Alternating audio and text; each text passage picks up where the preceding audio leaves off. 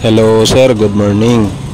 Sa Shopee ni gali Amo ni si Rayloy Chiquito? Oo, ako na to. Okay, sige sir. So, ari ko di gali sa inyo lugar sir, sa Maygwaan di pasulod sa inyong balay. Ang problema kay hindi ko di swito gid ang inyong lugar sir mo. Subong lang ko di abi nakasulod sa inyo lugar sa Purok Kataihan bi sir mo.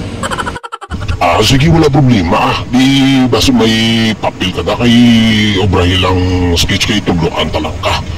Para di ka di magtalang-talang pasulod Sige sir, dali lang kay may papel ko di nga dala sir mo. Dala lang itsara, dali lang gid.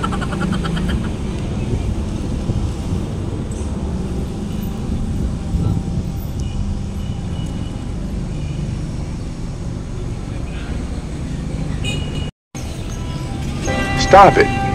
Get some help. What?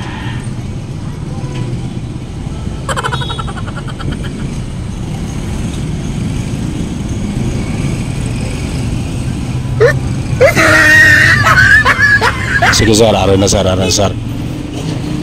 Ari ko di subong sa entrance. So entrance. Okay, sige. So, halin sa entrance, pasulod ka. Diretso ka na. Okay, sige sir. Pag abot mo sa unahan, liko ka sa wala. Hinay-hinay ka da kay damo na daido. Delikado ka pangagat na. Daw alanganin ta di sir ba? Kabudlay pangadaan subong nga wala pa itang bakal anti-rabies bro. Kapigado pangadaan subong nga wala ko pa na bulong ang pagkalukmat sang almoranas ko.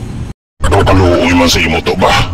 Sige padayon ta, pagliko mo sa tuo, hinay-hinay ka na kay... Bao naman, damo naman laigo sa raw. Di hinay-hinay ka kay damo na da chicks mga tahong. Siksi. Dumayon ang balita sa raw. Nice. Uuwi mo na dyan mong lugar sige padayon ta, liko ka naman sa wala. Pagliko mo sa wala, padayon lang. Sa unhan sina, may liko naman ada sa tuo. So baliliko naman sa tuo.